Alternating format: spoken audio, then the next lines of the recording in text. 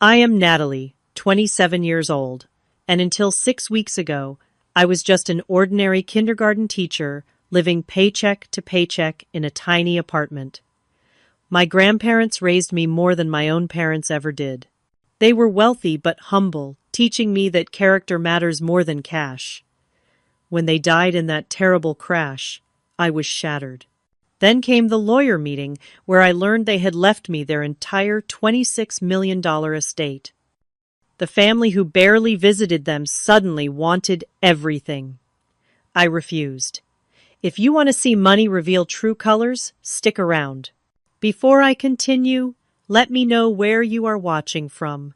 Hit that like button and subscribe if you want to see more stories about standing your ground when family shows their true colors. Growing up, my parents were always physically present, but emotionally absent. My father Richard worked 60-hour weeks climbing the corporate ladder, while my mother Diane spent her time networking with the right social circles. Family dinners were rare, and when they happened, my parents were usually distracted by work calls or social planning. They provided the basics, but warmth and guidance were in short supply. From the age of 5, I spent every weekend and entire summers with my grandparents, Elizabeth and Harold. Their modest 4-bedroom house became my true home. Despite having significant wealth, they lived simply. Their 3-acre property had a vegetable garden where Grandpa Harold taught me to grow tomatoes and zucchini. Grandma Elizabeth showed me how to bake cookies from scratch and sew buttons. They attended every school play and soccer game my parents missed. My grandparents built their fortune from nothing. They started a small logistics company in their garage in the 1970s with just one truck and a dream. By the time I was born, Alexander Logistics had become a regional powerhouse, with a fleet of 200 trucks and 5 warehouses across 3 states. Yet you would never know their net worth by looking at them. Grandpa drove the same pickup truck for 20 years. Grandma clipped coupons and bought clothes on sale. They always told me, "Money is just a tool, Natalie, not a measurement of your worth. Use it to build something meaningful, not to impress people who do not matter." This philosophy was precisely what created the rift with my father. As their only son, he grew up expecting to inherit everything and live lavishly. He resented their frugality, calling them stingy and old-fashioned. What he saw as deprivation they saw as character building. They paid for his college education but expected him to work summer jobs. When he graduated, they helped him, with a down payment on a modest starter home. Not the luxury condo he wanted. The final break came when my father demanded a senior position at their company, despite having no relevant experience. My grandparents refused, saying he needed to earn it like everyone else. He stormed out, taking a corporate job instead, and their relationship was never the same. For me, they took a different approach. They paid for my education in full, allowing me to graduate debt-free, but they encouraged me to choose a career based on passion rather than profit. When I decided to become a kindergarten teacher, they were genuinely thrilled even though my starting salary was barely above minimum wage. Throughout my adult life, I maintained a close relationship with my grandparents. We had standing Sunday dinners every week. I helped them navigate new technology, setting up their smartphones, and showing them how to video chat. They taught me their family recipes and told stories about their youth. During holidays, I always stayed with them rather than at my parents' house, which caused endless friction with my mother, who saw it as a personal rejection. I lived in a 1-bedroom apartment, about 20 minutes from my grandparents' home. It was small but cozy, filled with second-hand furniture and plants. My salary at Sunshine Elementary School was modest, but it covered my needs. I found joy in simple pleasures, like reading books from the library, hiking in the state park, and volunteering at the animal shelter. My grandparents respected my independent lifestyle, though they occasionally surprised me with practical gifts like new winter tires or a high-quality blender. 6 weeks ago, everything changed. I was grading papers on a Tuesday evening when I got the call from the police. My grandparents had been driving home from their favorite restaurant when a drunk driver ran a red light, hitting their car at full speed. They died instantly. The officer said they did not suffer, but that brought little comfort. The funeral was a blur. I remember my parents taking charge of the arrangements, arguing with the funeral director about costs. My brother Jason flew in from California, spending most of the time on his phone. Aunt Pam cried dramatically for photos, but stopped the moment cameras were put away. Uncle Steve just stood awkwardly in corners, following Aunt Pam like a shadow. None of them had visited my grandparents in years, yet suddenly they were acting like the grieving family. I just felt numb. The two people who truly understood and supported me were gone forever. Their home, once warm and inviting now, stood empty. I could not bring myself to go inside after the funeral. Instead, I returned to my apartment, took bereavement leave from school, and tried to process my new reality. 2 weeks after the funeral, I received a call from Matthew Goldstein, my grandparents' attorney. He requested that I, along with my immediate family, come to his office for the reading of the will. Little did I know how that meeting would upend everything I thought I knew about my family. The morning of the will reading dawned gray and drizzly, matching my mood perfectly. I arrived at Goldstein Legal 15 minutes early, dressed in a simple black dress, and carrying the umbrella my grandmother had insisted I keep in my car for emergencies. The office was located in a converted Victorian house downtown, its interior warm with wood paneling and leather chairs. Matthew Goldstein greeted me with a gentle handshake. He was in his 60s, with silver hair and kind eyes behind wire-rimmed glasses. My grandparents had mentioned him often as both their attorney and friend for over 30 years. "I am so sorry for your loss, Natalie," he said quietly. "Elizabeth and Harold were extraordinary people. I will miss our chess games and her lemon bars at our meetings." His genuine emotion made my eyes well up. "Thank you," I managed. "They spoke highly of you too." Before we could continue, the glass door swung open, and my family arrived all at once. My father Richard entered first, checking his expensive watch impatiently. At 56, he looked like an older, harder version of my grandfather, but without the warmth. My mother Diane followed her designer handbag, probably costing more than my monthly rent. My 25-year-old brother Jason swaggered in wearing sunglasses indoors, his idea of business attire being a wrinkled button-up shirt partially tucked into jeans. Behind them came Aunt Pam, my father's younger sister, already talking loudly on her phone about some perceived slight from her country club friends. Uncle Steve trailed behind, nodding politely to me, but quickly averting his eyes. They had been married for 20 years, but I had rarely heard him speak more than a few sentences at family gatherings. "Well, let's get this over with," my father announced without bothering with greetings. "Some of us have actual businesses to run."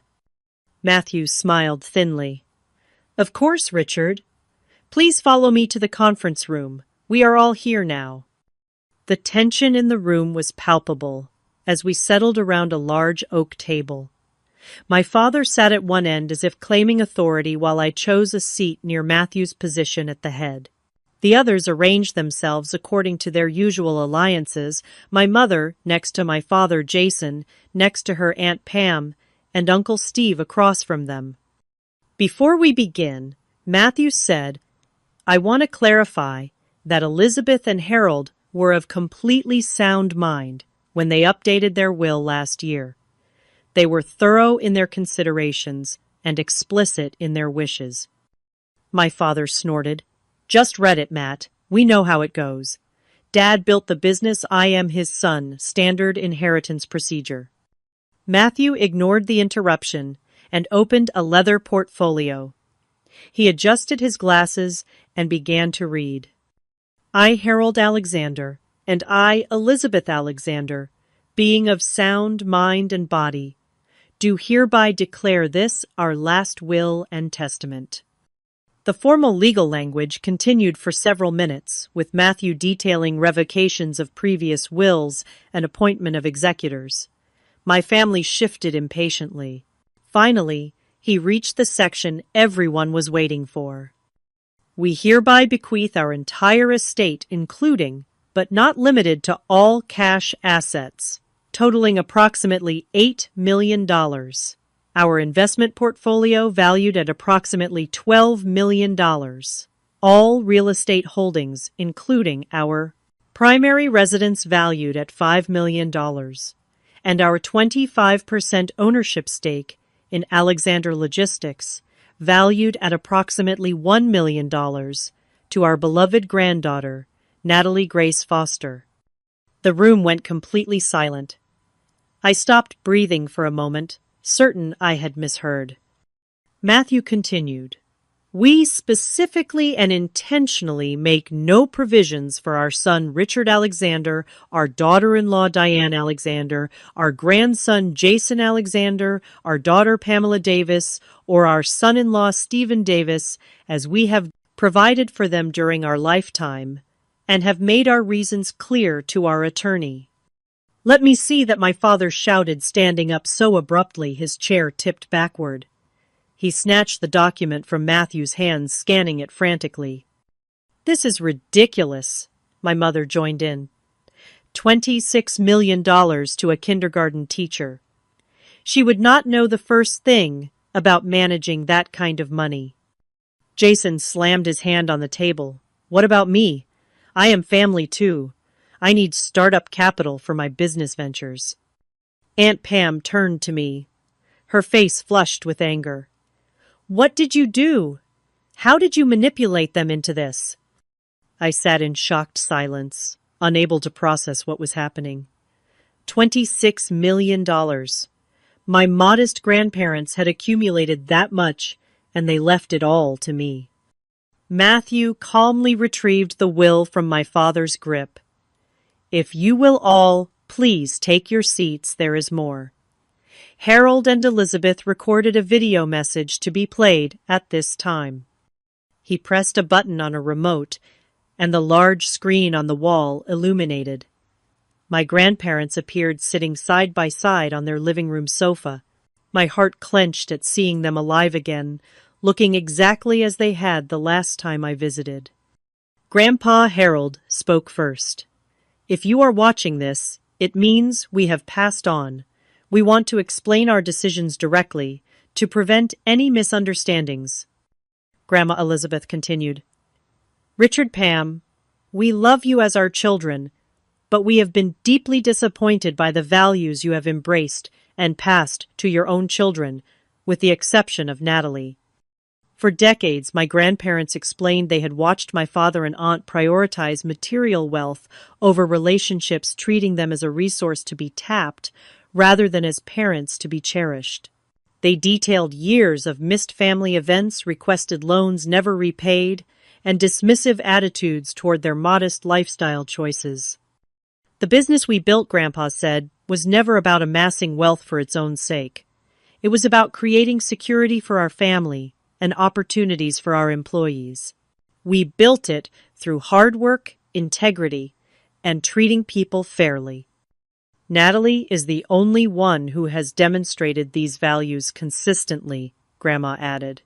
"She visits us not because she wants something, but because she genuinely cares.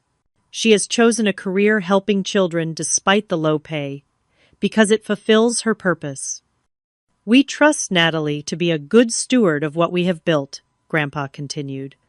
"She will honor our legacy and use these resources wisely, not squander them on status symbols or get rich quick schemes."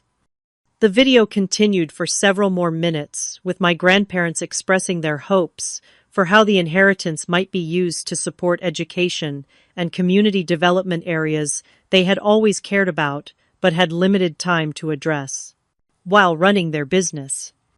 As the screen went dark, my father exploded. "This is absolute garbage. They were clearly senile. We will contest this will. No judge will uphold this insanity. Matthew remained perfectly calm. They anticipated that response, Richard. They underwent extensive cognitive testing before finalizing this will, with multiple independent doctors certifying their competence. Additionally, they documented years of behaviors that informed their decision. I must advise you that contesting will be extremely difficult, expensive, and unlikely to succeed. My mother turned to me, her voice suddenly honey-sweet. Natalie, darling, you understand this is not right. Your grandparents were confused. This money belongs to the family, not just you. You will share it with us, won't you? I felt cornered, all eyes on me. I have to think about this, I stammered. I had no idea they would do this. Think about it, Jason scoffed. There is nothing to think about. That money should be divided equally. Or managed by someone with actual business experience, my father interjected, meaning himself. As the arguing intensified, Matthew gently touched my arm. You do not have to decide anything today, Natalie. Take time to process. My office will handle all immediate matters related to the estate. He handed me a thick envelope. This contains all the relevant documents, keys to their house, and contact information for their financial advisors. Call me anytime with questions. The meeting dissolved into chaos after that, with threats of lawsuits and accusations flying.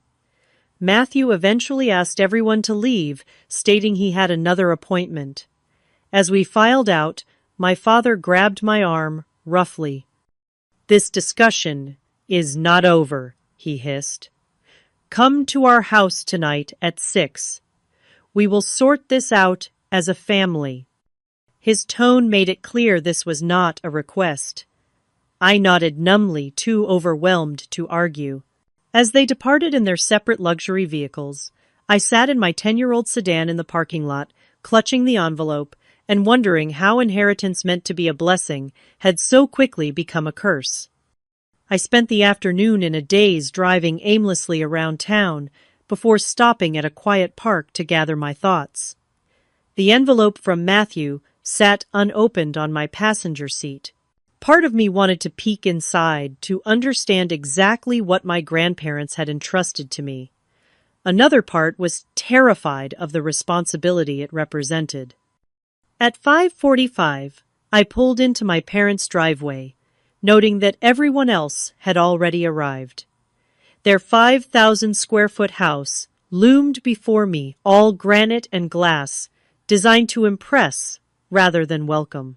I took a deep breath, grabbed the envelope, and headed inside. They were waiting in the formal living room, a space rarely used, except for my mother's social gatherings. My father stood by the fireplace, tumbler of scotch in hand. My mother perched on the edge of an uncomfortable-looking designer chair. Jason sprawled across the sofa, scrolling through his phone, while Aunt Pam paced nervously. Uncle Steve stood by the window, gazing out, as if wishing to be elsewhere. Finally, my father said when I entered, "Sit down, Natalie." I chose a chair near the door, suddenly aware I might need a quick exit. Let us be reasonable about this, my father began, his business negotiation voice in full effect. Your grandparents clearly were not thinking clearly. They meant for the family to benefit, not just you.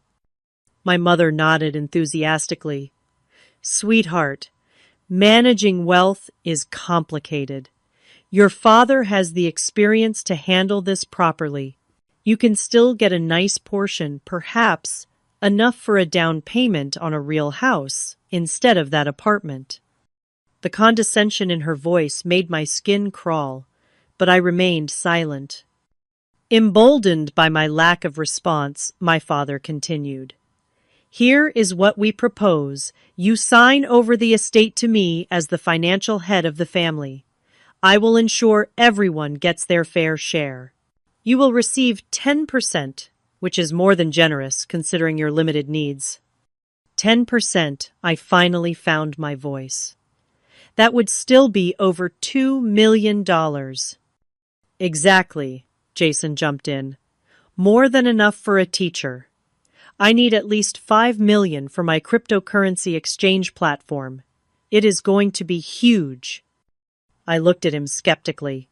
Jason had bounced between get-rich-quick schemes for years, never holding a job longer than 3 months. His last venture, an app for rating public restrooms, had collapsed after burning through $50,000 of my parents' money. The house should go to us, Aunt Pam interjected. We have 3 children to consider. That neighborhood would give them access to better schools. I almost laughed at the absurdity. Aunt Pam had never once visited my grandparents in that house. Her children, my cousins, were strangers who sent obligatory birthday cards with my aunt's handwriting. As the evening progressed, their tactics evolved. When demands did not work, they switched to guilt. After all we have done for you, my mother said, her eyes dramatically moist. We gave you life a good home opportunities. This is how you repay family loyalty. I nearly choked on my water. Loyalty. When was the last time either of you called just to check on me? When did you ever attend one of my school performances? My father changed strategies again. We are not asking Natalie. We are telling you what will happen. Either you sign the transfer documents voluntarily, or we will contest the will. We will bring up every questionable interaction you had with your grandparents. How often did you visit them alone? What did you tell them about us when we were not there? It will get ugly. The threat hung in the air. I felt sick, but something inside me hardened. A memory surfaced of my grandfather teaching me to stand my ground during a playground dispute when I was 8. No one can take your dignity unless you give it away, Natalie, he had said. Know what is right and hold firm. Uncle Steve, who had remained silent, suddenly spoke. Maybe we should all calm down and give Natalie some time to think. This is a lot to process. My father rounded on him. Stay out of this, Steve. This is family business. I am family, he responded quietly, but immediately retreated when my father glared at him. As the clock ticked past 9, Jason started drafting transfer paperwork on his laptop.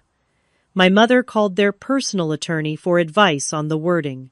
Aunt Pam scrolled through real estate listings for my grandparents' house, talking about which walls she would knock down first. They had already divided my inheritance, without my consent, mapping out how they would spend every dollar. Not once did anyone mention my grandparents' wishes or legacy. Not once did they ask what I thought should be done with the money.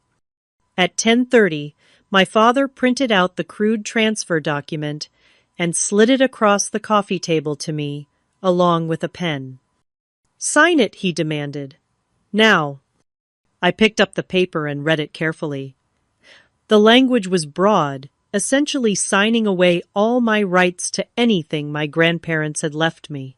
In exchange, I would receive a percentage to be determined later at my father's sole discretion. I put the paper down and took a deep breath. The room went silent.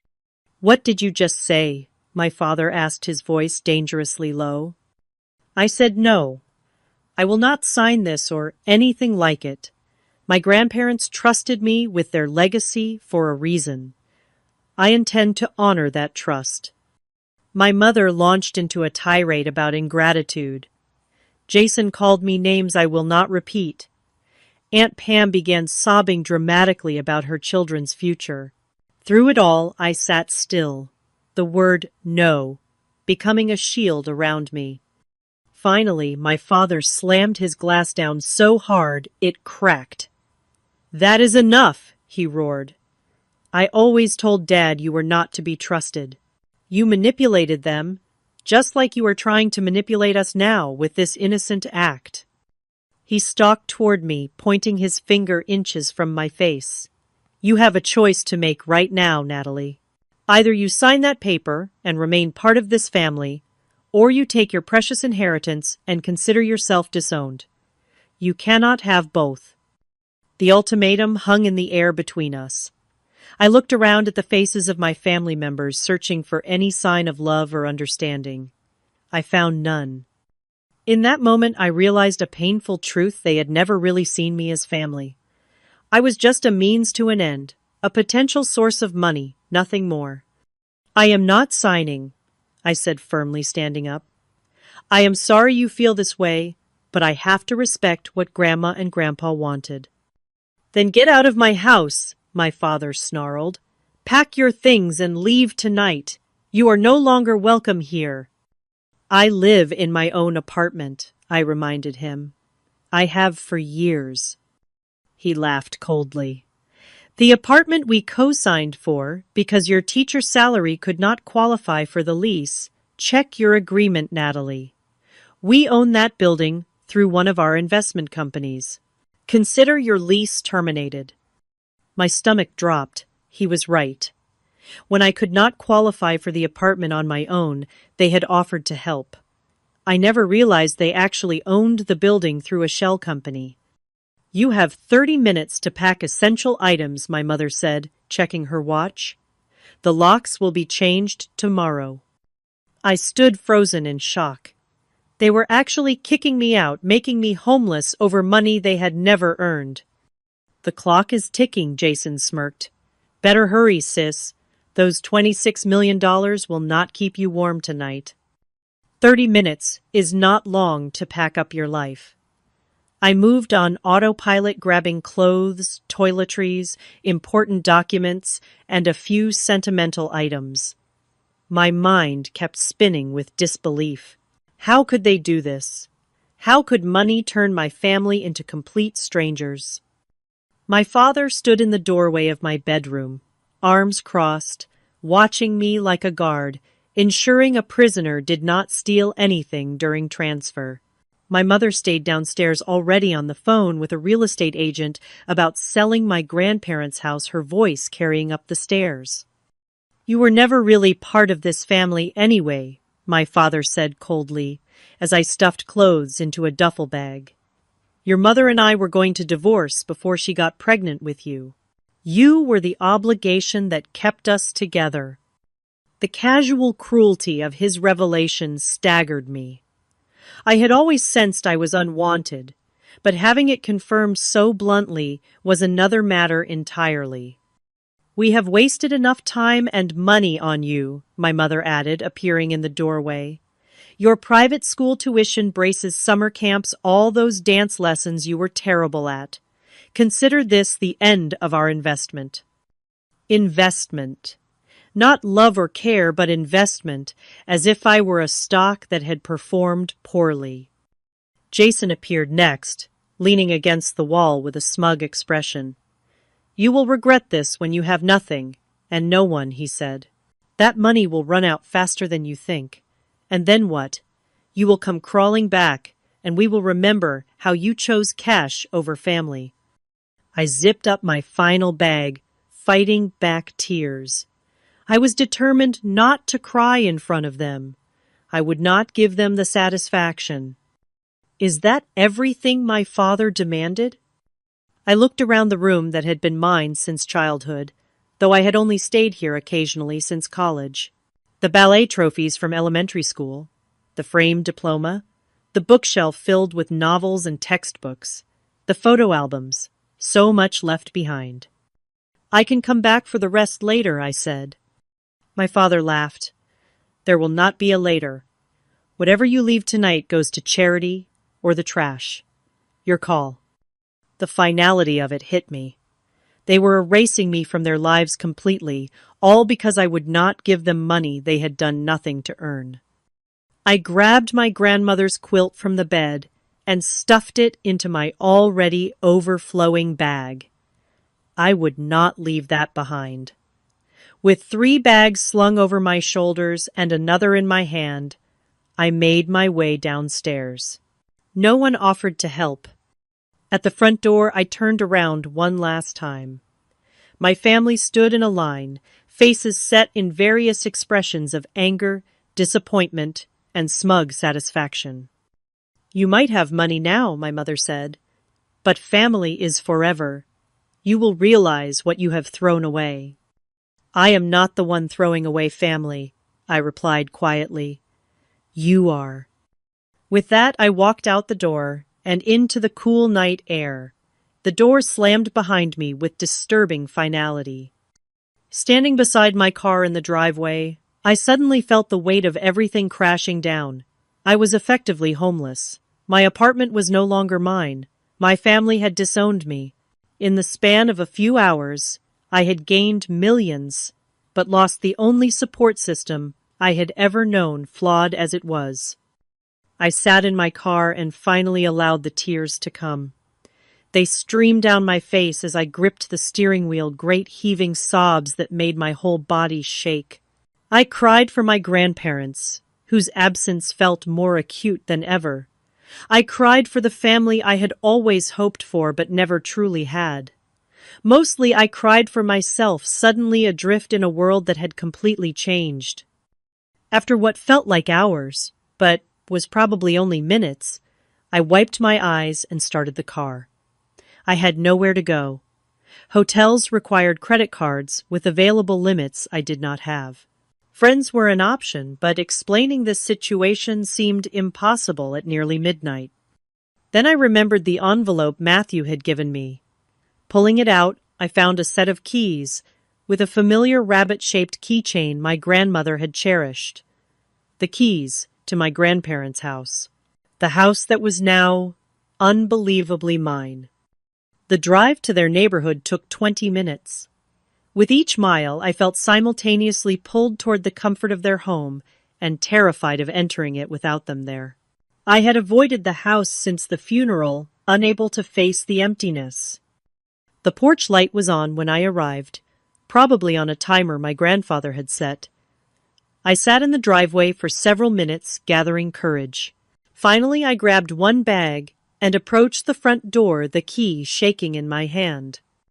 The house smelled exactly the same, a mixture of my grandmother's lemon, verbena, potpourri, and the wood polish my grandfather used on the furniture every Sunday.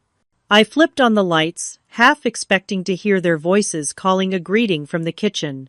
The silence was deafening. I made my way to the guest room I had always used, dropping my bag on the bed. Everything was exactly as I had left it after my last weekend visit, a month before the accident.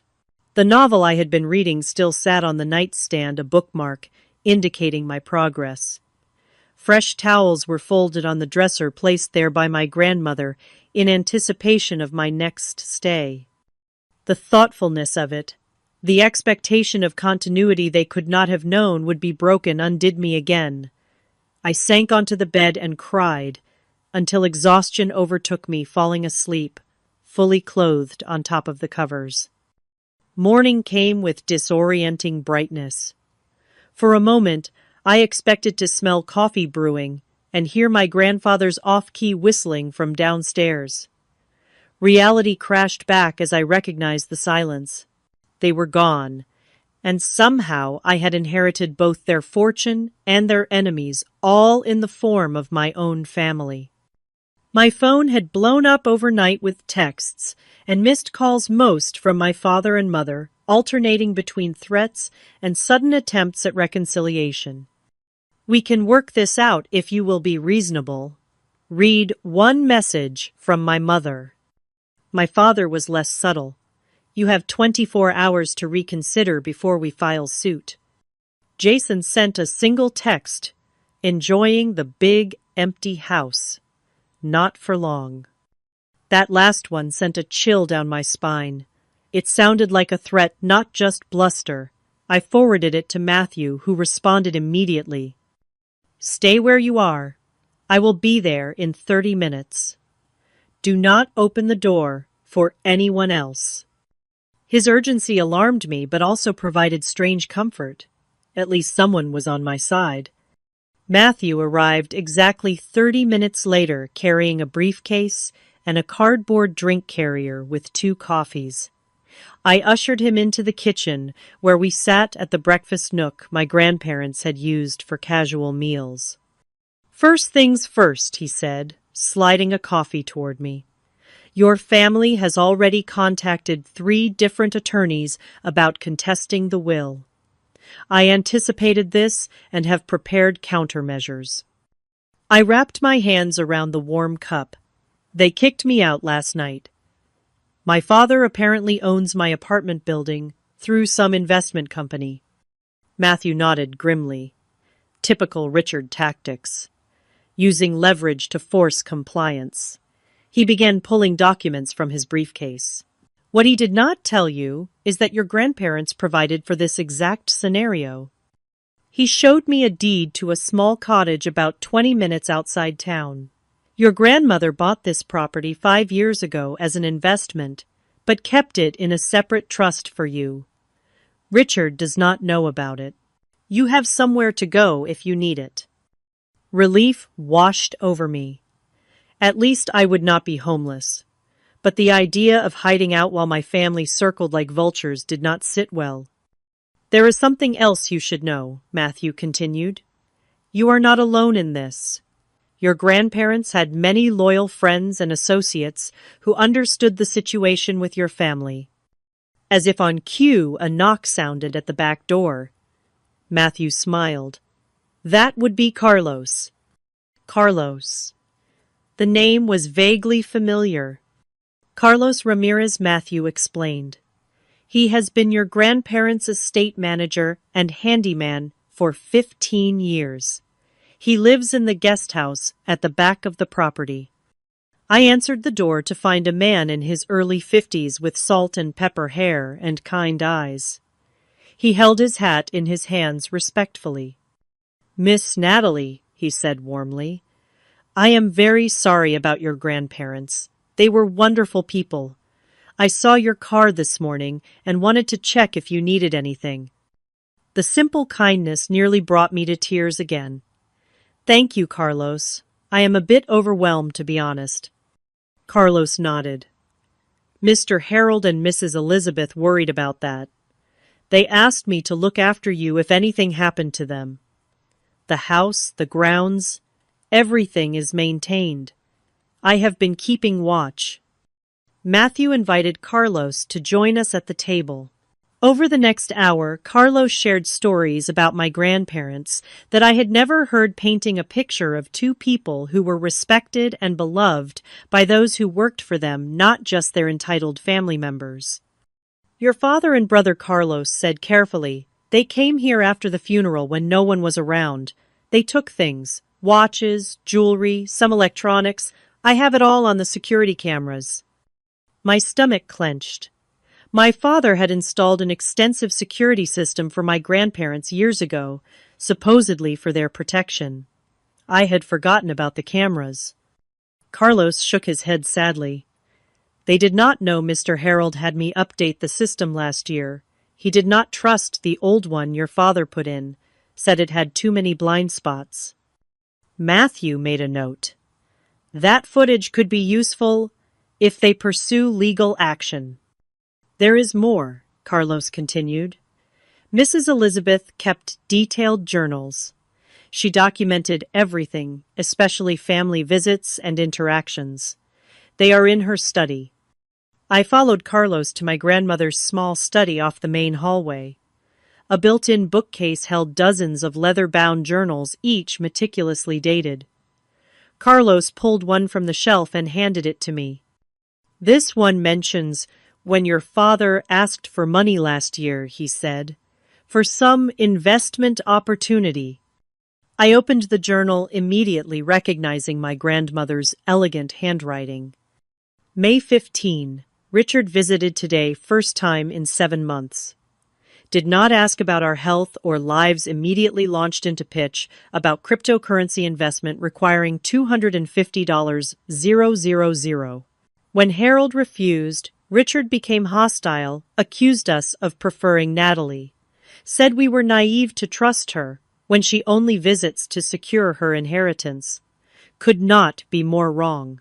Natalie has never asked for money, has no idea of our net worth, brings food every Sunday, and stays to eat with us. Richard left without finishing his coffee. Harold very upset afterward. I read entry after entry, each one documenting years of similar interactions.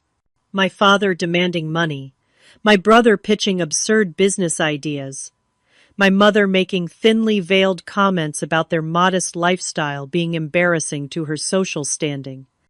In contrast, my visits were described with genuine warmth. My grandmother noted small gifts I had brought, conversations we had shared, help I had offered around the house. She saw me in a way my parents never had. As I read, the doorbell rang. Carlos went to answer it, returning with an older woman in a practical dress and cardigan. Dorothy Reynolds, he introduced her. Your grandparents' housekeeper for 20 years. Dorothy hugged me tightly. You look just like Elizabeth when she was young, she said. She was so proud of you. Over the next several hours, more people arrived. Rosa Martinez, my grandparents' business partner, who knew every detail of Alexander Logistics and offered to guide me through understanding the company. George Patel, their investment advisor, who brought comprehensive portfolios showing exactly how my inheritance was structured. Sarah Johnson, their neighbor for 30 years, who brought a homemade casserole and stories about neighborhood gatherings I had attended as a child. Each person who arrived brought not only information but genuine affection. They had all loved my grandparents, and by extension cared about me and my well-being. While going through my grandmother's desk, Dorothy found a hidden compartment containing letters from my father spanning decades. Each one requested money, some with thinly veiled threats about cutting off access to me if they refused. She also kept this, Dorothy said, handing me a USB drive, security footage from after the funeral. Your mother was going through Elizabeth's jewelry before the reception even ended. She took several valuable pieces, claiming Elizabeth would have wanted her to have them. My grandparents, it seemed, had been documenting my family's behavior for years, perhaps knowing this day would come. They had created not just a financial safety net for me, but a network of support and evidence that would protect their wishes. Around 4 in the afternoon, as Matthew was guiding me through the complex financial documents, my phone pinged with a text from Jason. Hope you are enjoying Grandma and Grandpa's house while you can. Dad, Mom, Aunt Pam, Uncle Steve and I are coming over tomorrow morning at 10 to collect what rightfully belongs to us. Better not try to stop us or things will get ugly. I showed the message to Matthew, whose expression darkened. Threats and potential breaking and entering, he muttered. I think it is time to activate the final part of your grandparents' plan. He made several phone calls in quick succession, speaking cryptically about meetings and evidence. When he finished, he turned to me with a determined expression. Your grandparents anticipated this exact scenario, Natalie. They knew Richard and the others would not accept their decision. They prepared for it. Tomorrow morning we will be ready for them. But tonight, I suggest you review these materials so you understand exactly what you are fighting for. He gestured to the pile of journals, financial documents, and legal papers spread across the dining room table. Your grandparents built more than just wealth. They built relationships based on trust and respect. That is their true legacy to you. As everyone except Carlos left for the evening, promising to return the next morning, I felt a strange calm settling over me. I was not alone in this fight. My grandparents had ensured that. They had given me not just their money, but their wisdom and their community. I spent the evening reading through journals and financial reports, getting to know my grandparents in a new way. They had been strategic, thoughtful, and meticulous in their planning. Everything they had done was deliberate, including their choice of heir. For the first time since the will reading, I felt equal to the responsibility they had entrusted me with. I would not let them down.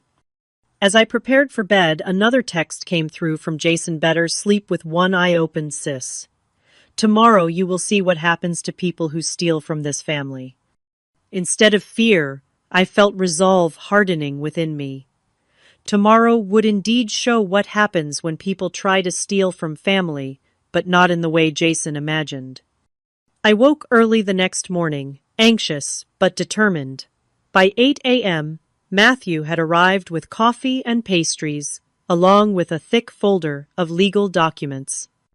These are restraining orders ready to be filed if necessary, he explained. And these are cease and desist letters addressing the specific threats Jason made. Dorothy arrived next immediately, taking over the kitchen to prepare breakfast. The familiar smells of bacon and coffee filled the house, providing strange comfort before the coming storm. By 9:30, the house had filled with supporters. Carlos positioned himself by the front door, a silent guardian. Rosa Martinez, my grandparents' business partner, set up her laptop at the dining table, ready to present financial evidence if needed.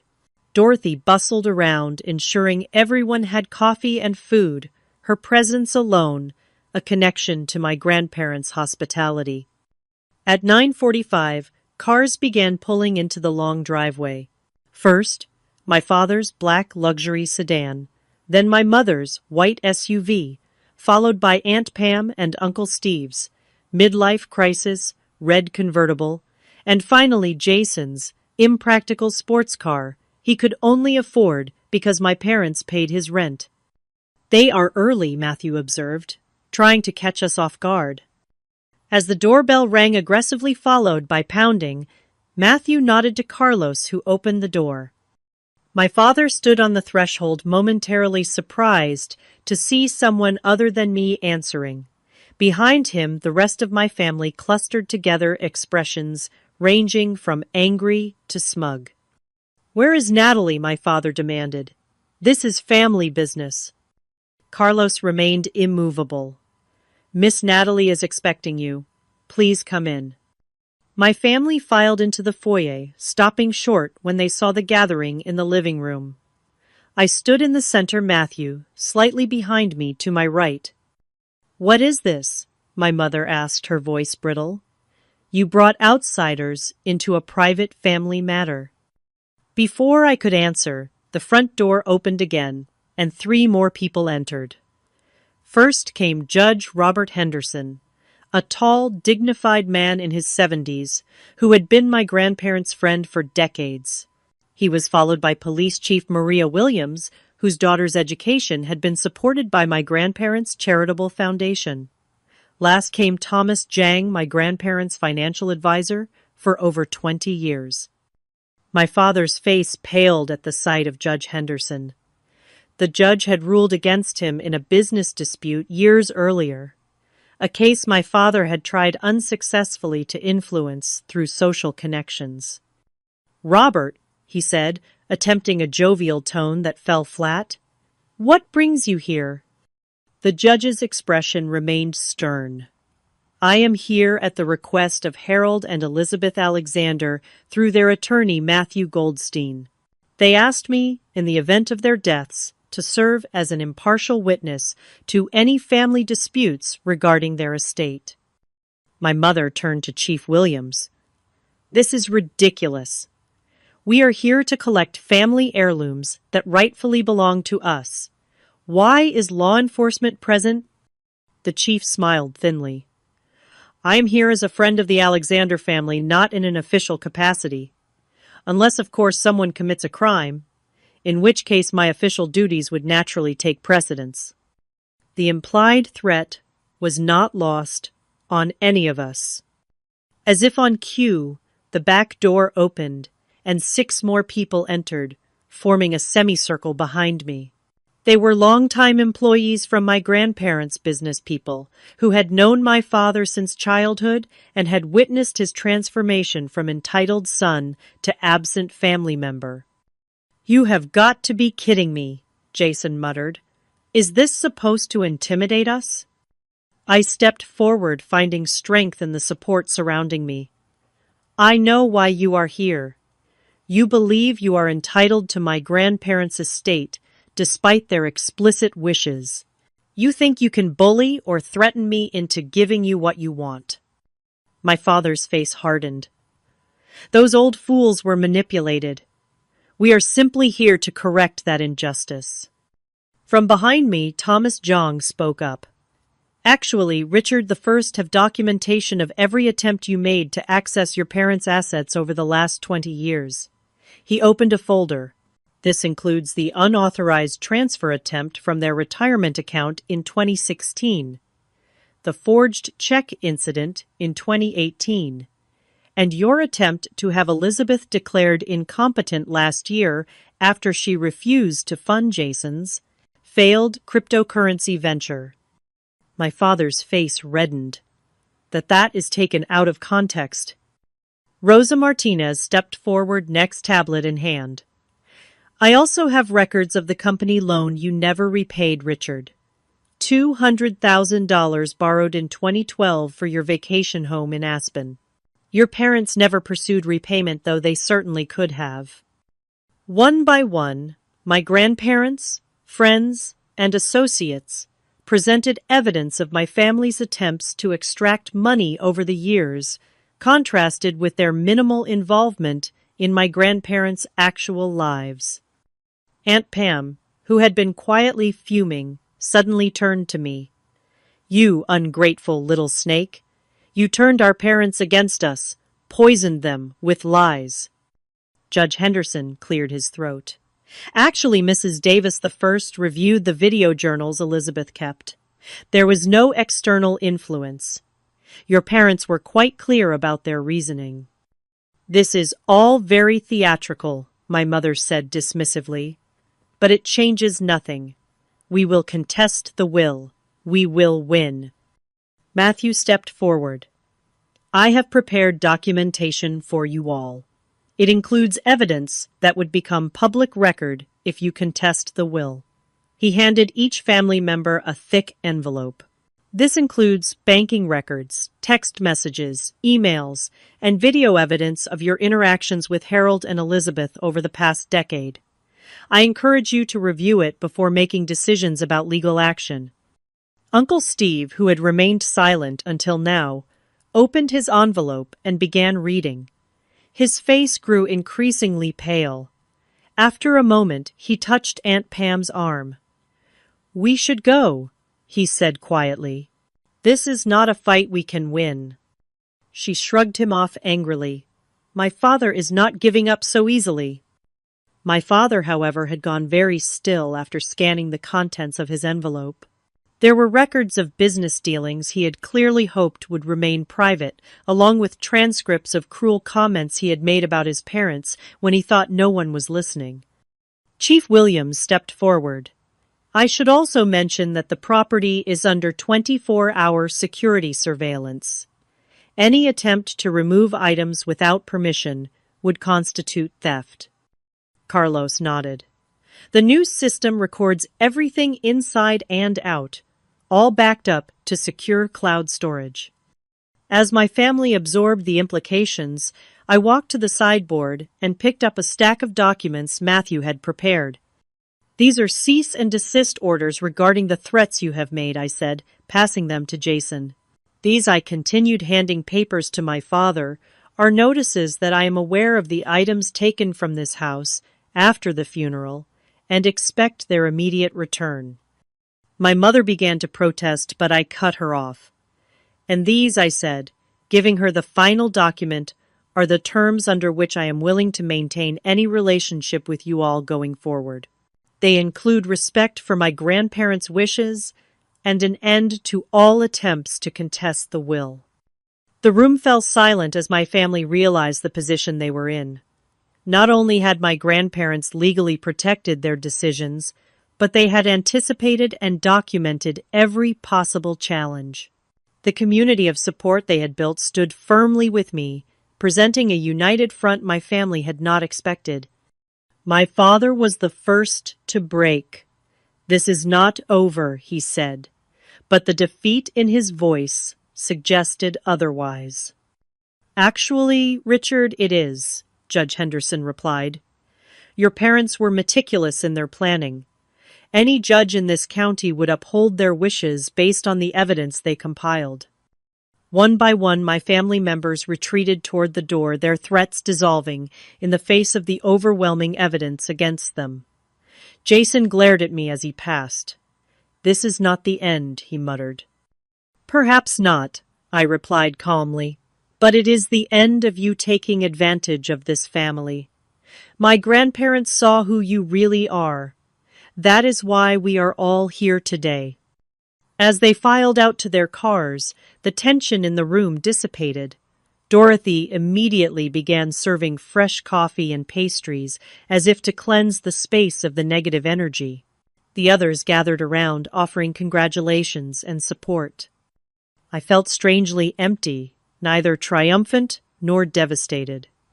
I had stood my ground, protected my grandparents' wishes, but lost what remained of my family in the process. The victory felt hollow.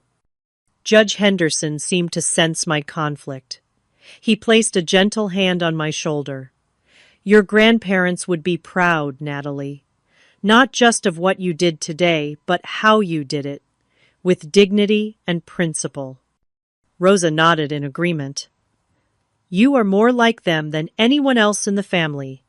That is why they trusted you with everything." As my family's cars disappeared down the driveway, I realized I had crossed a threshold. The family I had known was gone, but in their place stood a community bound by genuine respect and shared values, the true legacy my grandparents had built over a lifetime. It was not the family I was born into, but perhaps it was the family I was meant to have all along. 6 months passed in a blur of learning and adjustment. The first weeks after the confrontation were the hardest, filled with legal paperwork, financial decisions, and the painful process of accepting that my biological family had chosen money over relationship. They made a few half-hearted attempts to reconcile, but only when they needed something, proving that nothing had really changed.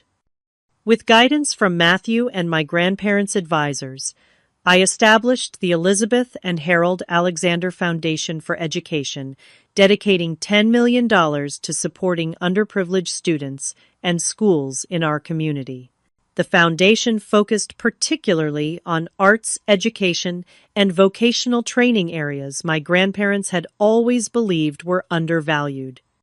I returned to teaching kindergarten, much to the surprise of those who thought I would quit once wealthy.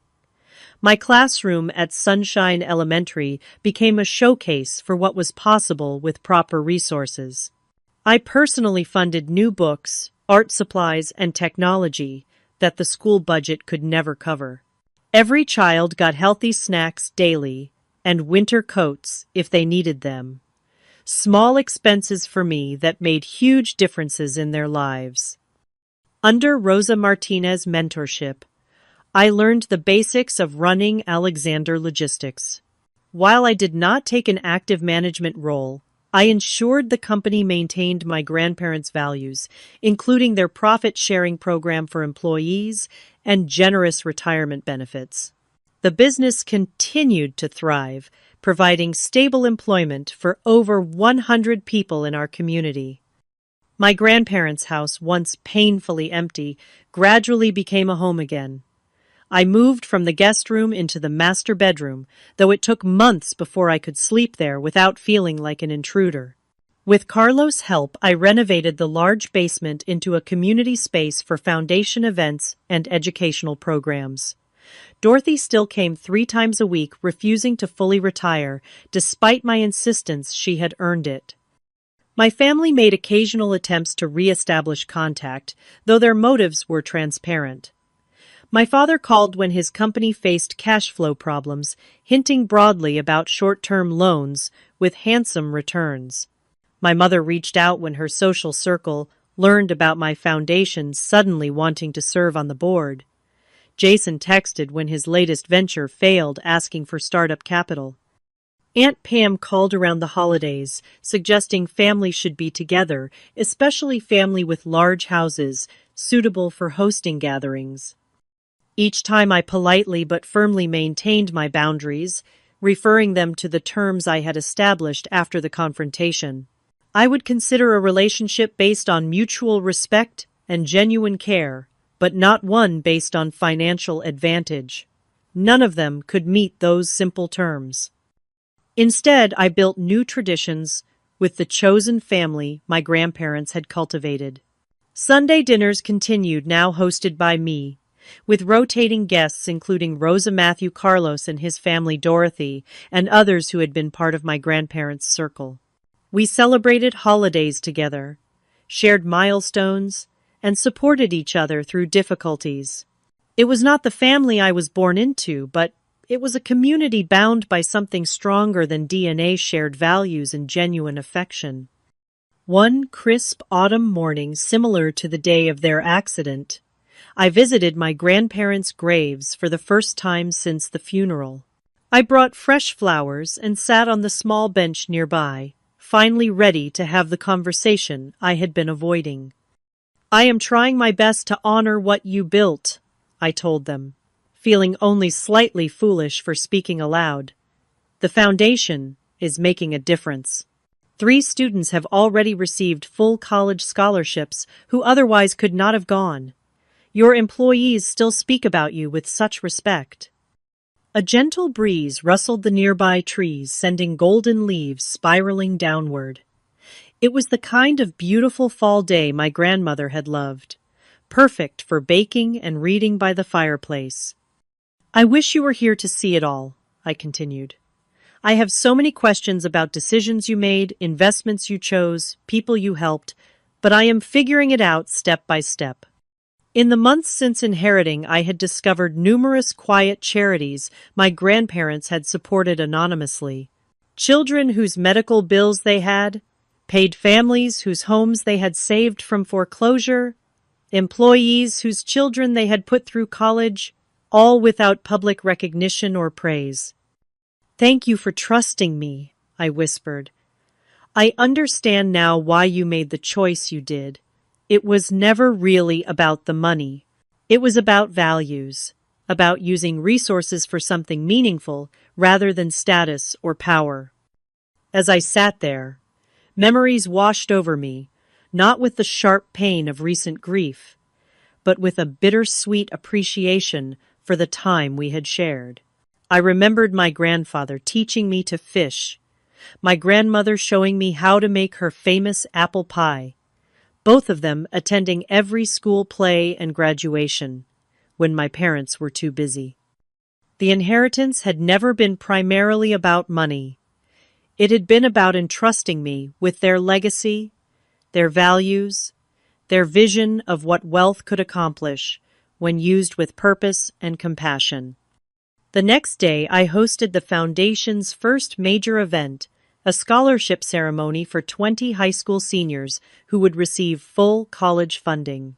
As I watched these bright, determined young people accept opportunities that would change their trajectories, I felt my grandparents' presence strongly.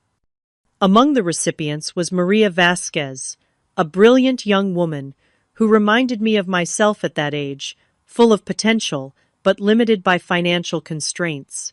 She planned to become a teacher to give back to her community just as she had been supported. As the event concluded, Maria approached me, tears in her eyes. "My parents both work 2 jobs," she said. "No one in my family has ever gone to college. This changes everything, not just for me, but for my younger siblings, who now see it is possible." In that moment, I understood completely what my grandparents had been building all along. Not just a business or a fortune, but a legacy of positive impact, a ripple effect that would continue long after they were gone. They had trusted me to amplify that effect, to carry their values forward in ways they would never see but had envisioned. The money had indeed revealed true colors, showing me who valued wealth over relationship. but it had also revealed a community of genuine connection, people who had loved my grandparents for who they were, not what they owned. That was the true inheritance, more valuable than any dollar amount. As I move forward, I continue teaching running the foundation and learning the business. The wealth allows me to amplify good work, but it does not define me. I still live relatively simply, drive a practical car, and spend weekends volunteering rather than shopping. My grandparents would approve, I think. They always said money was a tool, not a goal. I finally understand what they meant. What is your experience with family and inheritance? Have you ever had to stand up to pressure from loved ones to do what you knew was right? I would love to hear your stories in the comments. And if this resonated with you, please like, subscribe, and share with someone who might need encouragement to stand their ground. Remember, family is about love and respect, not obligation or advantage. Thank you for listening to my story, and I wish you the strength to honor your own values, whatever challenges you may face.